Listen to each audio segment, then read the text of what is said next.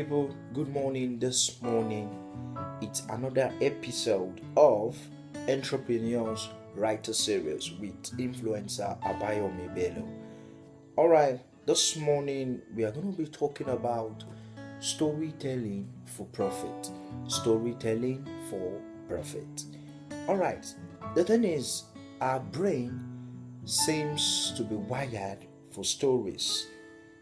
But stories are often left out of our offices, our boardrooms, and then we focus more on facts and figures.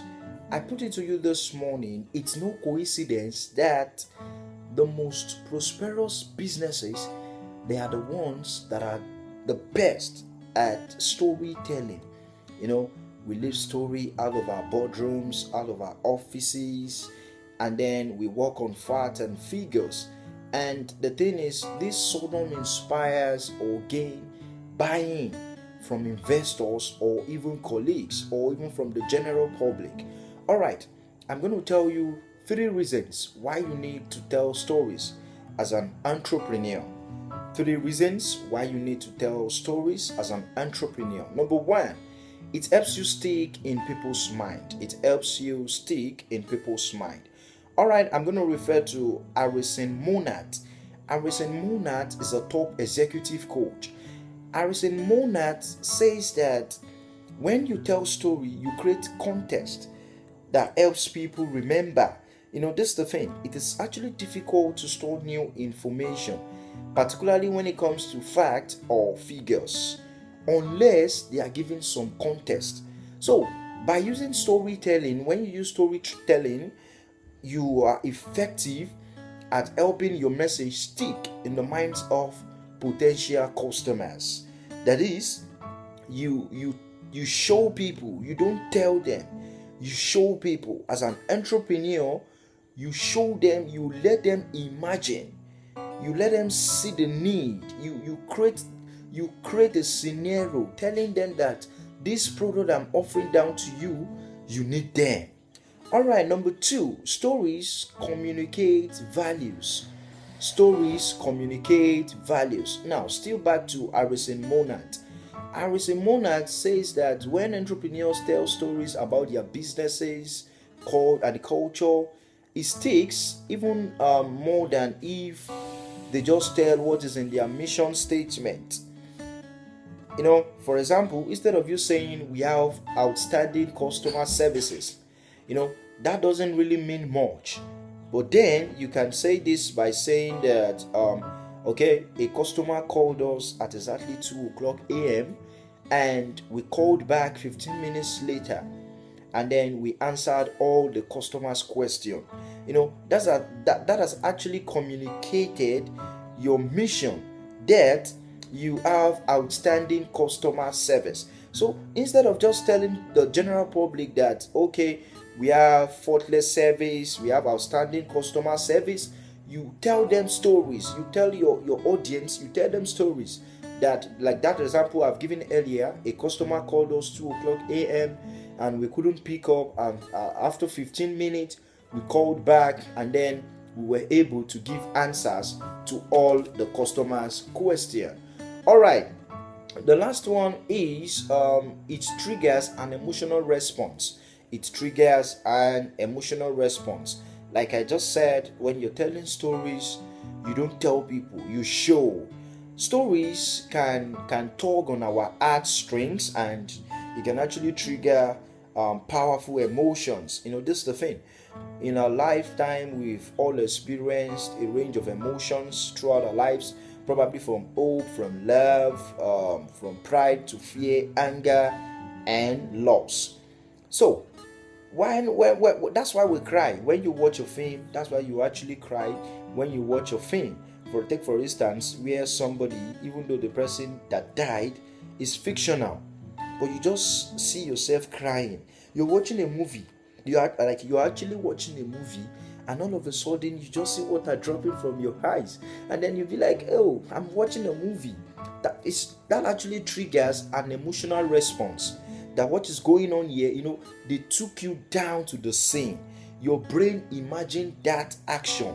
that somebody died. So a reaction that will take place when if someone dies in a real sense, that's why you're actually crying. All right, now that same idea, that's what we transfer down to advertising. Take for example, when a TV advert tells you a story of people probably having a wonderful time with a particular brand, and then it triggers a familiar positive emotions that we felt in similar situation, and this make you receptive to the message of buy this, and you can be happy like these people. So it triggers emotional response. All right, very quickly now we are going to go straight down to how to develop a story. Most entrepreneur, this has been one of their major problem. They want to tell a story, but they don't know how to actually develop the story. All right, I'm going to take you down I'm going to take you down 4 steps on how to develop a story. Number 1, you build your mission around your customers' need. Build your mission around your customers' need. Your mission is the setting for your story. Your mission is the main plot of your story. You cannot have a mission and then you'll be telling a story that is outside of your mission.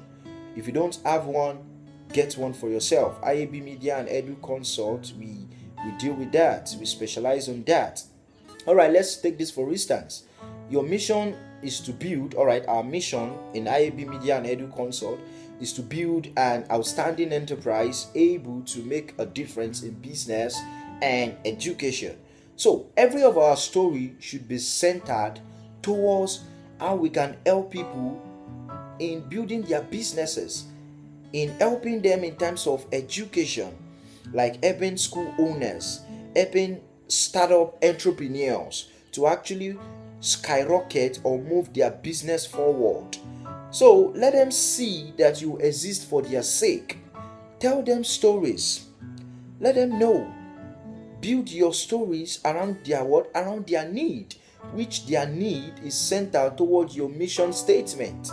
A mission statement is the reason why a company or an organization exists. So build your story around your mission, which is your customers' need. All right, number 2 on how to develop a story is empathize with their emotions. Empathize with their emotions. One good thing about story is that you should be able, when you're telling a story, you should be able to deal with people's emotion. So make your story, make it emotional. It's the emotional touch that builds trust and understanding. So tell your story in a guiding and encouraging way. Make them feel that it is normal for them to feel just the way they are feeling. What do I mean by saying that? Make a customer feel that for them to need your service or for them not to know how to do something, make them feel it's normal and introduce your solution to them. Let them know that's why you will exist. And number 3 is simplify your story. This means that you must try as much as possible as to delete irrelevancies. Make your story into a few quick sentences in a way that it will stick. No one has the whole time to read down your story, what you have to tell. So it's very, very important you simplify. It's very, very important you simplify your story.